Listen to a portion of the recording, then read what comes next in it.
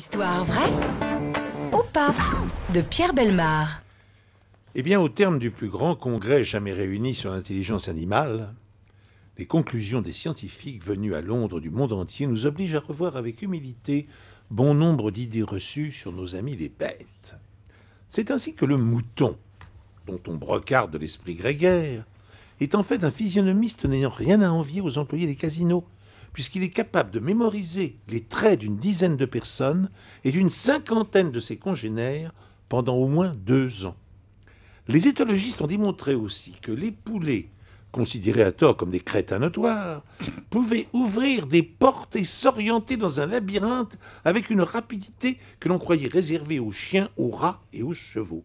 Certains tests prouvant aussi qu'ils sont sensibles à la douleur remettent en cause leurs conditions de mise à mort. En effet, quand elles souffrent d'une gêne ou d'une blessure, les volailles choisissent les aliments auxquels on a ajouté de la morphine et cessent de les consommer une fois guéris. On apprend encore que les mulots sylvestres fabriquent des panneaux indicateurs avec des branches et des cailloux pour marquer les territoires où la nourriture est abondante et qu'ils prennent les raccourcis qu'ils ont auparavant fléchés pour regagner leur terrier. L'étude confirme enfin que les perroquets gris sont dotés d'une intelligence comparable à celle d'un enfant de 5 ans, capable d'assimiler des centaines de mots. Il ferait honte à bon nombre d'Homo sapiens qui ne disposent pas toujours d'un vocabulaire aussi étendu. Quand j'écoute les histoires de Pierre Bellemare, ça m'apaise. C'est un peu un documentaire animalier en même Je temps. sors apaisé de cette histoire. Je ne sais pas si je la crois ou pas. Laurent Ruquier, est-ce que vous la croyez? Tout ça me paraît plutôt juste. Qu'un perroquet ait plus de vocabulaire que Franck Ribéry, ça ne m'étonne pas. Ça va... je vais recevoir encore un SMS de Franck Ribéry. Il n'y a que les moutons où je suis surpris, parce qu'on dit toujours que les moutons suivent bêtement les autres moutons. Oui, donc oui. je suis surpris par le fait qu'ils puissent reconnaître pendant je sais pas combien, 2 ou 5 ans. 2 ans.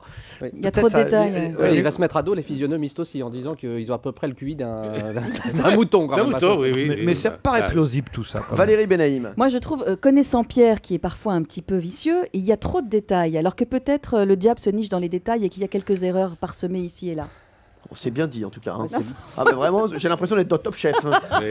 Non mais vraiment, elle a pris que des paroles en fait, des Le commentaires. diable se cache dans les détails. Les poulets qui retrouvent leur chemin avec le GPS aujourd'hui, je pense que c'est plutôt pas mal. des portes. Ça arrive. Alors, est-ce que cette histoire était vraie, Pierre? Alors, cette histoire contient beaucoup de détails, énormément de détails. Voilà. Et donc, bien entendu, j'avais fait ça spécialement pour ma petite camarade qui est à côté de moi, parce que tous les détails sont vrais sans exception. Bravo, bravo Pierre. Bravo. Et elle est tombée dans le piège, Valérie Benaïm.